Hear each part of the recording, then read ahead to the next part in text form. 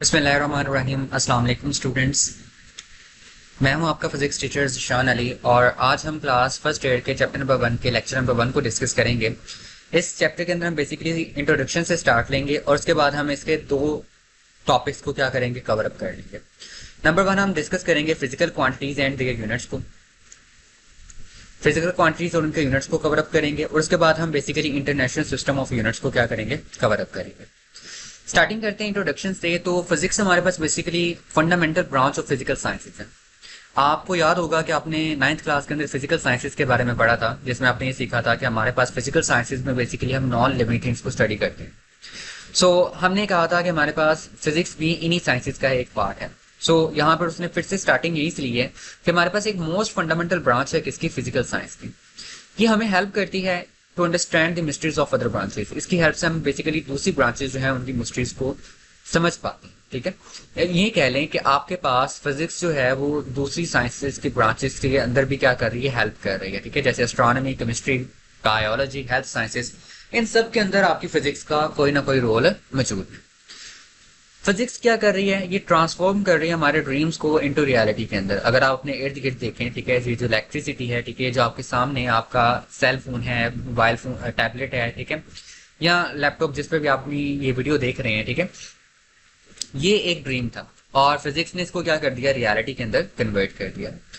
Physics हमारे पास बच्चों एक एक्सपेरिमेंटल साइंस है और एक्सपेरिमेंटल साइंस के लिए हमेशा हमें मेजरमेंट्स करनी पड़ती हैं। ठीक है, इन मेजरमेंट्स को एक्यूरेट कैसे बनाया जा सकता है, यही हमारे इस चैप्टर का मोटिव है, जिसमें हम ये बताना चाह रहा हूँ कि आपके पास जो इंफॉर्मेशन टेक्नोलॉजी है, ये इसने ह्यूमन मैनकाइंड जो है, आपके पास जो इंसानियत है, इसको बदल के रख दिया है। किस तरह से चेंज कर दी है, अब हमारे पास कम्युनिकेशन इतनी फास्ट हो गई है, ठीक है, कि हम दुनिया में मौजूद किसी भी शख्स से, ठीक है, मिनटों के अंदर, मिनटों क्या सेकंड्स के अंदर रब्ता कर सकते हैं।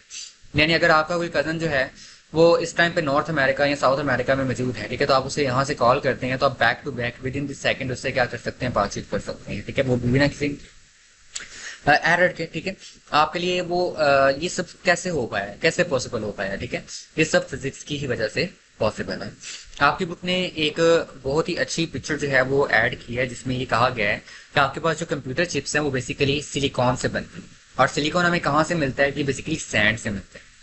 तो आपकी बुक हमें ये कहती है कि इट्स अप टू अस, ये हमारे ऊपर है कि हम क्या करें कि जो हमारे पास सैंड है उससे या तो सैंड कैसल बना लें, ठीक है, या हम उससे क्या बना दें, एक कंप्यूटर बना दें।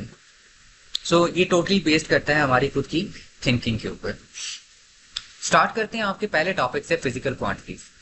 ये पुरानी डेफिनेशन जो आप पढ़ते आ रहे हैं, ठीक है, all measurable quantities are known as physical quantities. ठीक है, जितनी भी मेजरेबल क्वांटिटीज हैं उनको हम बेसिकली फिजिकल क्वांटिटीज नाम देते हैं। और ये आपकी बुक की डेफिनेशन जिसमें वो आपसे कहती है कि आपके पास फिजिकल क्वांटिटीज ऐसी क्वांटिटीज हैं जिसकी हेल्प से हम लॉज ऑफ फिजिक्स को एक्सप्रेस कर सकते हैं। ठीक है, हम यहाँ पे इस डेफिनेशन को देते हुए क्या करेंगे, आगे चलेंगे। यही वजह है कि हमारे पास इन क्वांटिटीज को एक्यूरेटली मेजर करना बहुत ज्यादा जरूरी है। नीचे मैंने कुछ एग्जांपल लिखी है फिजिकल क्वांटिटीज की, जिसमें आपके पास मास, लेंथ, टाइम, वेलोसिटी, फोर्स और न्यूमेरियस अदर बहुत सारी फिजिकल क्वांटिटीज जो है वो हमारे पास मौजूद है। अब ये जब आप जानते हैं कि फिजिकल क्वांटिटीज को आपने दो क्वांटिटीज के अंदर डिवाइड किया हुआ है, base quantities and derived quantities. जो बेस क्वांटिटीज है आपके पास में, जो ड्राइव्ड क्वांटिटीज है, अगर बात की जाए ड्राइव्ड क्वांटिटीज की, तो ड्राइव्ड क्वांटिटीज क्या है, ये ऐसी क्वांटिटीज हैं टोटली डिपेंड कर रही है किनके ऊपर, बेस क्वांटिटीज। ड्राइव्ड क्वांटिटीज जो है वो किन पे डिपेंड कर रही हैं, बेस के ऊपर। जबकि बेस क्वांटिटीज जो है ये किसी भी दूसरी फिजिकल क्वांटिटी पे डिपेंड नहीं करती। ठीक है, ये इंडिपेंडेंट है आपके पास किसी भी दूसरी फिजिकल क्वांटिटी से। ठीक है, ये अब चूंकि दूसरों पे डिपेंड नहीं करती तो ये इन स्ट्रेंथ भी कम है आपके पास। ठीक है, ये टोटल इन 7 है, ये आपने याद रखनी है। ठीक है, जो बेस क्वांटिटीज हैं इनमें 3 मैंने यहाँ पे मेंशन की है, लेंथ, मास एंड टाइम। जबकि ड्राइव्ड क्वांटिटीज के लिए जो मैंने एग्जांपल्स दी हैं वो वेलोसिटी, एक्सेलरेशन, फोर्स और एक्सेट्रा आपके पास बहुत सारी मौजूद है। बात करते हैं बेस क्वांटिटीज की मेजरमेंट। ठीक है, कि इसकी मेजरमेंट के लिए कौन से स्टेप्स जो हैं वो जरूरी है। एक बेस क्वांटिटी को मेजर करने के लिए बच्चों सबसे पहले हमारे पास एक चॉइस ऑफ स्टैंडर्ड होने से, हमारे पास एक स्टैंडर्ड का होना जो है वो बहुत ज्यादा क्या है, जरूरी है। अगर किसी मेजरमेंट को करने से पहले, बेस क्वांटिटी की मेजरमेंट को करने से पहले मेरे पास स्टैंडर्ड नहीं है तो मुझे पता ही नहीं है मैं किस चीज को मेजर कर रहा हूँ। जैसे इसको हम आगे जाके मजीद देखते हैं। लेट से मैं मैथ्स मेजर करना चाहता हूँ। ठीक है, तो मैथ्स मेजर करने के लिए बच्चों में स्टैंडर्ड क्या चूज करूंगा, मैं स्टैंडर्ड चूज करूंगा किलोग्राम।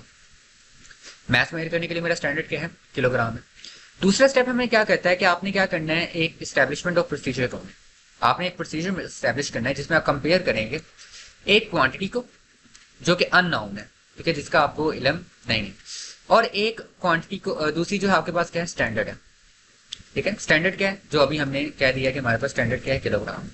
मैं किलोग्राम का कंपैरिजन करूंगा किसके साथ, उस अननोन क्वांटिटी के साथ। लेट्स से कि आपके पास एक तराजू है जिसके अंदर एक साइड पे आपने क्या किया हुआ है, अपना वेट स्टैंडर्ड रखा हुआ है किलोग्राम, ठीक है, और दूसरी साइड पे आपने एप्पल्स रखे हुए हैं, ठीक है। अब जैसे आपके जो एप्पल्स हैं, ठीक है, उनका वेट जो है वो स्टैंडर्ड के बराबर होगा, तो अब आपने क्या कर लिया, मेजरमेंट कर ली, ठीक है। सो किसी भी मेजरमेंट के अंदर दो चीजें बहुत इंपॉर्टेंट होती हैं बच्चों, एक उसका नंबर और दूसरा उसका यूनिट। नंबर बेसिकली उसकी क्वांटिटी को बता रहा होता है, यूनिट ये बता रहा होता है कि वो कुछ स्टैंडर्ड की है, ठीक है। यानी अगर आप किलोग्राम यूज कर रहे हैं तो आप फौरन से पता चल जाएगा आप मैस की बात कर रहे हैं। अगर आप मीटर यूज कर रहे हैं तो आपको पता चल जाएगा आप किसकी बात कर रहे हैं, लेंथ की बात कर रहे हैं। अगर आप सेकंड यूज कर रहे हैं तो आपको फौरन से पता चल जाएगा आप किसकी बात कर रहे हैं, टाइम की बात कर रहे हैं, ठीक है। सो ये चीजों का हमें होना जरूरी है। एक हमारे पास चॉइस ऑफ स्टैंडर्ड होना चाहिए, और दूसरा हमने क्या करना है, एक प्रोसीजर इस्टेब्लिश करना है जिससे हम क्या कर सकते हैं, कंपेयर कर सकते हैं, ठीक है, एक अननोन क्वांटिटी को किसी स्टैंडर्ड के साथ। इसकी एग्जांपल इस तरह से ले लें कि आपके पास जो मीटर है वो एक स्टैंडर्ड है किसका, लेंथ को मेजर करने के लिए, ठीक है, मेजरमेंट ऑफ लेंथ के लिए एक स्टैंडर्ड है। सेकंड जो है वो किसके लिए है, आपके पास टाइम के लिए एक स्टैंडर्ड है, ठीक है। सो एग्जांपल में मैंने यहाँ पे लेंथ के लिए लिया है कि अगर आप लेंथ मेजर करना चाहते हैं किसी टेबल की, तो आप सबसे पहले एक रूलर लेंगे, ठीक है, और रूलर का स्टैंडर्ड क्या है, आपके पास मीटर सेट किया हुआ है, ठीक है, क्योंकि आप मीटर में मेजरमेंट कर रहे हैं। सो हमारे पास यहाँ से हम रूलर के हेल्प से पता लगा सकते हैं कि हमारे पास कितने स्टैंडर्ड यूनिट जो है वो बेसिकली फिट होते हैं हमारे टेबल की लेंथ के अंदर। बेटा यहाँ पर आपके पास फिजिक्स की कुछ ब्रांचेस का जिक्र किया गया है, ठीक है, आपके सामने यहाँ पे फिजिक्स की ब्रांचेस लिखी हुई हैं जिनमें फिजिक्स का आपके पास बहुत ज्यादा रोल है, ठीक है। इवन तो कि इनमें से कुछ ब्रांचेस जो हैं वो आप अपनी इस बुक के अंदर भी पढ़ेंगे, जैसे मैकेनिक्स आप यहाँ पे पढ़ेंगे, ठीक है, आप हीट एंड थर्मोडायनेमिक्स पढ़ेंगे, इलेक्ट्रोमैग्नेटिज्म के कुछ पार्ट पढ़ेंगे, ठीक है, कुछ ऑप्टिक्स पढ़ेंगे आप लोग, ठीक है, साउंड का भी किसी हद तक आप थोड़ा सा टच देंगे, ठीक है। उसके अलावा हम स्पेशल रिलेटिविटी को भी देखेंगे, और इसके अलावा हमारे पास और भी कुछ टॉपिक्स हैं, ठीक है, सुपर फ्लूइडिटी, इसको भी हम क्या करेंगे यहाँ पे थोड़ा सा टच देंगे, ठीक है। सो ये चीजें हम यहाँ पे क्या करेंगे, स्टडी करेंगे। यहाँ पे आपके पास कुछ इंटरडिसिप्लिनरी एरियाज ऑफ फिजिक्स लिखे हुए हैं, ठीक है। ये बेसिकली क्या होते हैं, इंटरडिसिप्लिनरी एरिया ऑफ फिजिक्स आपके पास फील्ड ऑफ स्टडी होते हैं जिनमें हम प्रिंसिपल ऑफ फिजिक्स को कंबाइन कर रहे होते हैं बेटा दूसरी ब्रांचेस ऑफ साइंस के साथ। यानी साइंस की जो दूसरी ब्रांचेस हैं उनके साथ हम क्या कर रहे होते हैं, फिजिक्स के नॉलेज को कंबाइन कर रहे होते हैं। तो यहाँ पर जैसे एस्ट्रोफिजिक्स है, तो एस्ट्रोफिजिक्स में एस्ट्रोनॉमी और फिजिक्स का नॉलेज कंबाइन हो रहा है, बायोफिजिक्स में बायो और फिजिक्स का हो रहा है, केमिकल फिजिक्स में केमिस्ट्री और फिजिक्स का। इसी तरीके से आपके पास दूसरी ब्रांचेस हैं, ठीक है, जिनमें हम बेसिकली क्या कर रहे होते हैं, फिजिक्स के नॉलेज की हेल्प से दूसरे जो एरियाज हैं उनको क्या कर रहे होते हैं, स्टडी कर रहे हैं। दूसरा टॉपिक था हमारा इंटरनेशनल सिस्टम ऑफ यूनिट्स। हमारे पास इंटरनेशनल सिस्टम ऑफ यूनिट्स क्या है, 1960 के अंदर हमने बेसिकली एक कमेटी देखी, ठीक है, जिन्होंने बेसिकली एग्री किया एक सेट ऑफ डेफिनेशन और स्टैंडर्ड के ऊपर, जिसमें उन्होंने डिस्क्राइब किया कुछ फिजिकल क्वांटिटीज को, ठीक है। अच्छा बच्चों, इस बेसिकली स्टैब्लिश्ड को जो स्टैब्लिशमेंट हुई है, जो सिस्टम स्टैब्लिश हुआ, इसको हम बेसिकली सिस्टम इंटरनेशनल कहते हैं। इसकी जरूरत क्या थी, हमें क्या जरूरत पड़ी कि हम स्टैंडर्ड्स चूज करें, ठीक है, एक सेट ऑफ स्टैंडर्ड बनाएं। तो उसकी रीजन समझे। अगर मैं बात करूं पास्ट, तो पास्ट के अंदर हमारे पास जो लोग थे वो लेंथ के लिए जो यूनिट इस्तेमाल करते थे वो यार्ड, ठीक है, फुट, इंच, इस तरह के यूनिट्स क्या कर रहे होते थे, यूज कर रहे होते थे, ठीक है। अब यार्ड क्या होता था, यार्ड बेसिकली आपके पास ये लेंथ का एक यूनिट रखा गया था, ठीक है। अब इसकी हिस्ट्री क्या है कि ये बेसिकली एक किंग है, ठीक है, ब्रिटिश किंग है आई थिंक, जिन्होंने बेसिकली अपनी नोज से लेके, उनकी नोज से लेके उनके जो बाजू हैं, ठीक है, उस तक का जो फासला है उसे एक यार्ड कहा गया, ठीक है। फुट इसी तरीके से हमारे पास फुट भी है कि ये हमारे पास क्या है कि बेसिकली हमारे ब्रिटिश, ये भी ब्रिटिश किंग्स के हैं, ठीक है, जिनके जो फुट थे, फुट का साइज, पाँव का साइज जो है, ठीक है, वो लेंथ को मेजर करने के लिए इस्तेमाल किया जाता है, ठीक है। अच्छा आप मुझे बताएं, क्या ये यार्ड और फुट हमेशा सेम रहेगा? जब अगला किंग आएगा उसके फुट का साइज पिछले किंग के फुट के साइज के बराबर होगा? No, they are totally different. तो इन डिफरेंस की वजह से क्या होता है, एक कंफ्यूजन क्रिएट होती है, ठीक है। पूरी दुनिया के अंदर जितने भी शख्स हैं, ठीक है, इन सबके फुट के साइज एक जैसे तो नहीं है, ठीक है। सबकी नोज से लेके उनके आर्म तक का फासला एक जैसा तो नहीं है, ठीक है। तो बेसिकली ये डिफरेंस जनरेट हो जाता है, ठीक है, जिसकी वजह से हमारे पास कंफ्यूजन क्रिएट होती है। तो इन कंफ्यूजन को अवॉइड करने के लिए क्या की गई, 1960 के अंदर एक कमेटी बनाई गई, ठीक है, जिन्होंने एक सेट ऑफ स्टैंडर्ड चूज कर लिया कि भाई अब से लेंथ जो है वो किसके अंदर में होगी आपके पास ट्रेड। लेंथ को हमेशा हम ट्रेड करेंगे किसके अंदर, मीटर के अंदर ट्रेड करेंगे, ठीक है, मीटर का यूनिट इस्तेमाल करेंगे। मैथ के लिए किसका होगा, किलोग्राम के अंदर, ठीक है, इसके अलावा कोई और यूज नहीं होगा, ठीक है।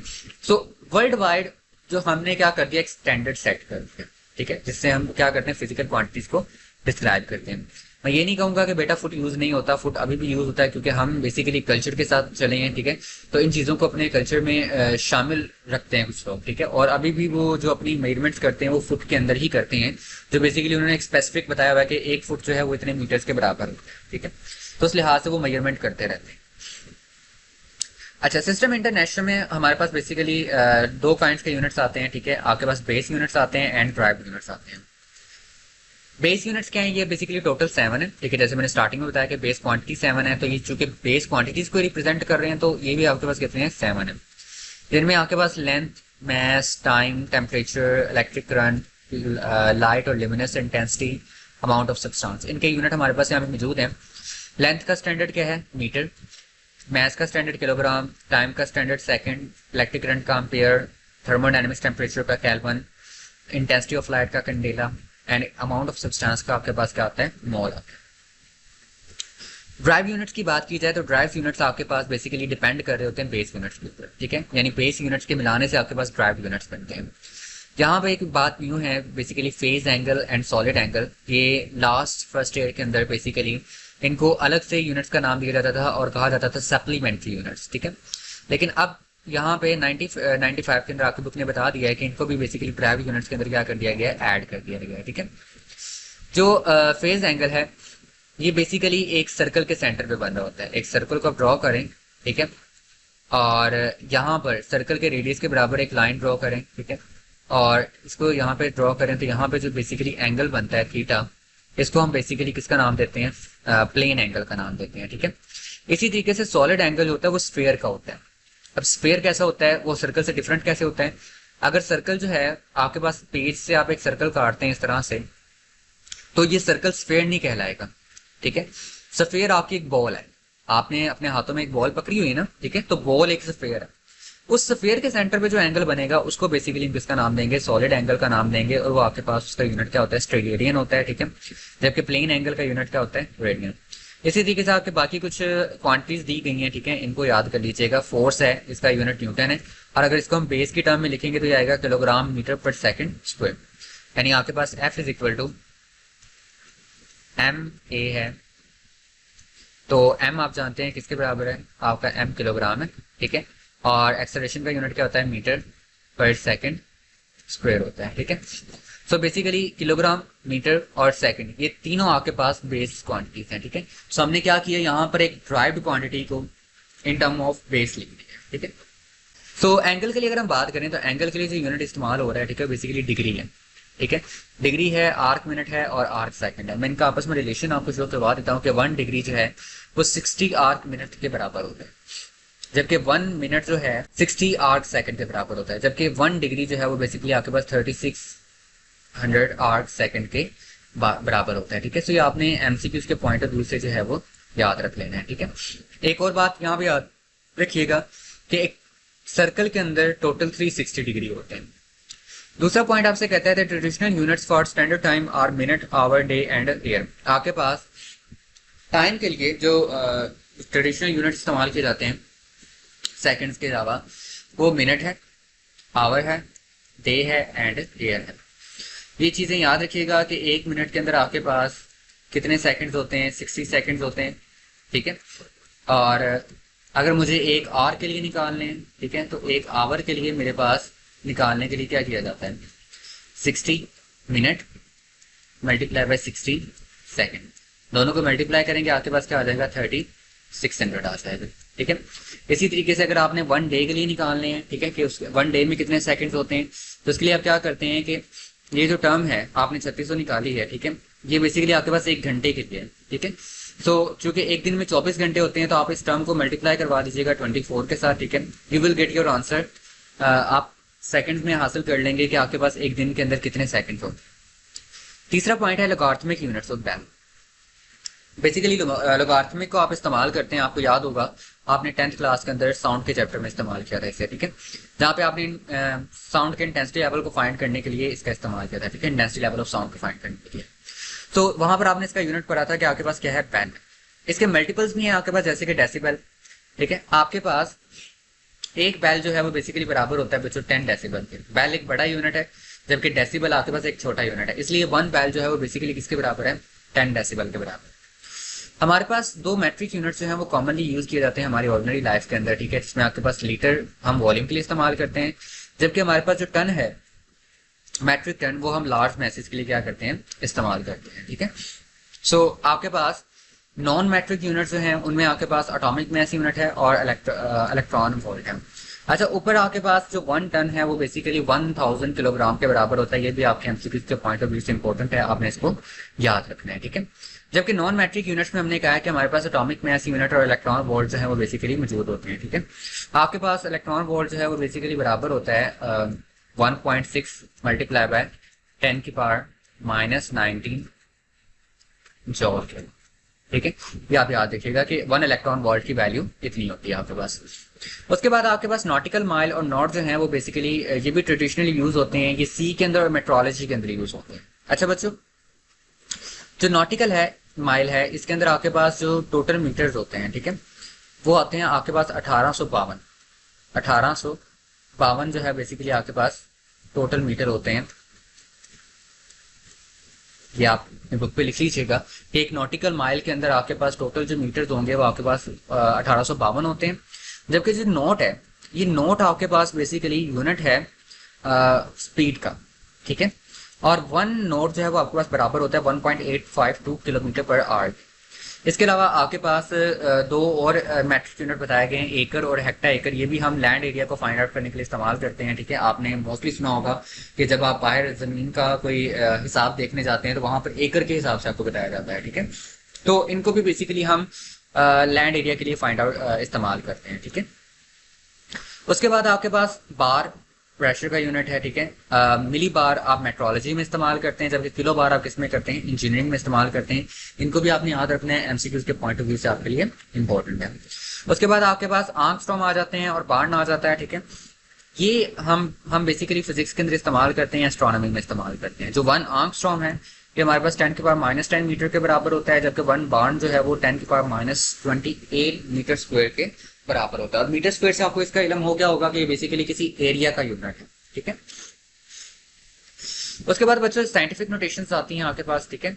साइंटिफिक नोटेशन में आपके पास क्या है, साइंटिफिक नोटेशन में हम क्या करते हैं, बेसिकली नंबर्स को स्टैंडर्ड फॉर्म में लिखते हैं, ठीक है, जिसमें हम उनको 10 की पावर में लिखते हैं, ठीक है। और इसका करने की रीजन ये होती है कि हम चाहते हैं कि हमारे पास जो बेसिकली वैल्यूज दी गई हैं उसके अंदर आने वाले नॉन जीरो डिजिट्स को क्या कर दिया जाए, एलिमिनेट कर दिया जाए, ठीक है। जितने भी नॉन जीरो डिजिट्स हैं, ऐसे डिजिट्स जो जीरो के अलावा है, ठीक है, उन सबको क्या कर दिया जाए, एलिमिनेट कर दिया जाए, ठीक है।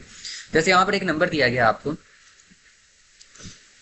134.7, अगर मैं इसका डेसिमल पॉइंट जो है वो यहाँ पे लेके जाता हूँ, ठीक है, इस पॉइंट पे, तो क्या होगा, बेसिकली आपने काउंट करना है कि इन दोनों डेसिमल पॉइंट जो हमने बेसिकली यहाँ पे बनाया और यहाँ पे इनके दरमियान कितने ही नंबर्स आते हैं, ठीक है। तो 2 आ रहे हैं, 1 और 2, ठीक है। तो मैंने इसको क्या कर दिया है, 10 की पावर 2 करके लिख दिया, ठीक है। और ये डेसिमल पॉइंट यहाँ से मूव करके कहाँ आ गया, स्टार्टिंग में आ गया। अच्छा जी, अब ये जो नंबर हमने लिखा है ये पॉजिटिव 2 लिखा है, उसकी रीजन क्या थी, क्योंकि मैंने डेसिमल को मूव करवाया from right to left side. Right side से कहाँ मूव करवाया, लेफ्ट साइड की तरफ। अगर मैं इसका करता हूँ उल्ट, मैं बजाय डेसिमल पॉइंट को राइट से लेफ्ट के, लेफ्ट से कहाँ मूव करवाता हूँ, राइट करवाता हूँ। यहाँ पे डेसिमल पॉइंट है, इसको यहाँ पे ले जाते हैं, ठीक है। अभी आपने काम वही करना है, इन दोनों डेसिमल पॉइंट्स के दरमियान जितने नंबर उन्हें काउंट कर ली, 1 2 3। लेकिन अब जब यहाँ पे 10 की पावर में आप लिखेंगे तो बजाय प्लस में लिखने के बल्कि आप इसमें लिखेंगे माइनस में लिखेंगे, ठीक है। सो अगर आप राइट से लेफ्ट डेसिमल पॉइंट मूव करवा रहे हैं तो आप प्लस में लिखेंगे, और अगर आप लेफ्ट से राइट के मूव करवा रहे हैं तो आप इसमें लिखेंगे माइनस में लिखेंगे, ठीक है।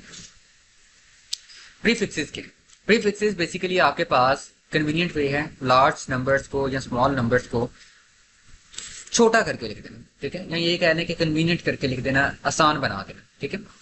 हम क्या करते हैं कि नॉन सिग्निफिकेंट डिजिट्स होते हैं, उनको क्या कर देते हैं, एलिमिनेट कर देते हैं। ठीक है, जैसे कि आप यहाँ पे आपने इसे लिखा हुआ है 10 की पावर 2.3 मल्टीप्लाई बाय 10 की पावर -3 आ गई। ठीक है, तो मैं 10 की पावर -3 को देखूं तो मेरे पास 10 की पावर -3 के लिए प्रीफिक्स है मिली, तो मैं इसको बजाय इसके कि मैं इसे लिखूं 2.3 मल्टीप्लाई 10 की पावर -3, ठीक है, मैं इसको लिख सकता हूँ 2.3 मिली। ठीक है, ऑफ कोर्स ये कोई क्वांटिटी होगी जिसके साथ कोई ना कोई यूनिट आएगा।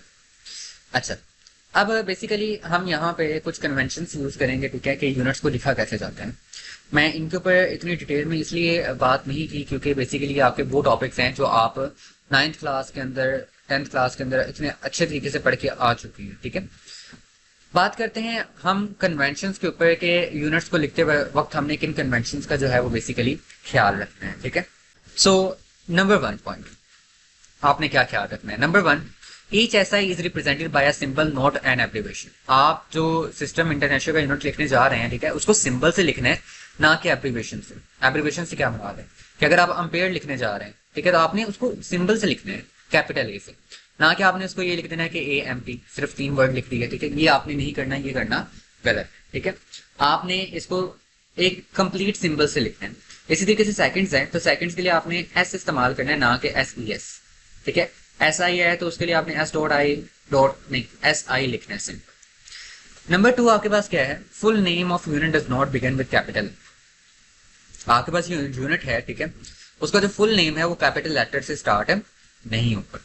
ठीक है, आपने जैसे न्यूटन लिखा है तो न्यूटन में देखें आपने यहाँ पे स्टार्टिंग का एन जो है वो कैपिटल नहीं लिखना बल्कि स्मॉल लिखना है। मीटर है, स्टार्टिंग का मीटर जो एम जो है वो आपने स्मॉल लिखना है। इस एक्सेप्ट ए के सेल्सियस, सेल्सियस बेसिकली एक प्रोनाउन आ जाता है आपके पास। ठीक है, तो इसके लिए आपको इसका जो स्टार्टिंग का लेटर है वो आपको कैपिटल लिखना पड़ता है। ठीक है, थर्ड क्या है, symbol appear in lower case. आपके पास जो सिंबल्स हैं वो लोअर केस में आने चाहिए, यानी स्मॉल होने चाहिए। ठीक है, जैसे मीटर है तो मीटर के लिए आपने स्मॉल एम लिखना है। ठीक है, सेकंड है तो उसके लिए आपने स्मॉल एस लिखना है। ठीक है, सिर्फ एक को छोड़ के वो है आपके पास लीटर। लीटर के लिए आपने क्या लिखना है बेटा, कैपिटल एल लिखना है।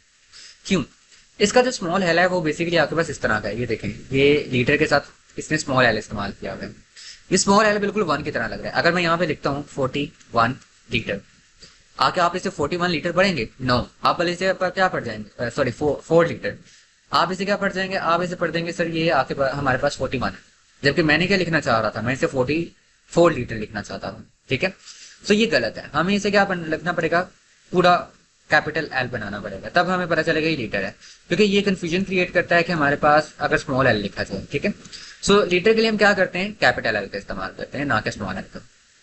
नंबर 4 आपके पास सिंबल जो है जिसका साइंटिस्ट के नेम के ऊपर जो है, ठीक है, जो सिंबल हम लिखेंगे, ठीक है, वो हमेशा उसका जो इनिशियल लेटर है वो कैपिटल होगा। जैसे न्यूटन के लिए उसके जब हमने पूरा नाम लिखा था तो हमने स्मॉल एन लिखा था, लेकिन जब आप सिंबल लिखेंगे तो वो आप कैपिटल एन।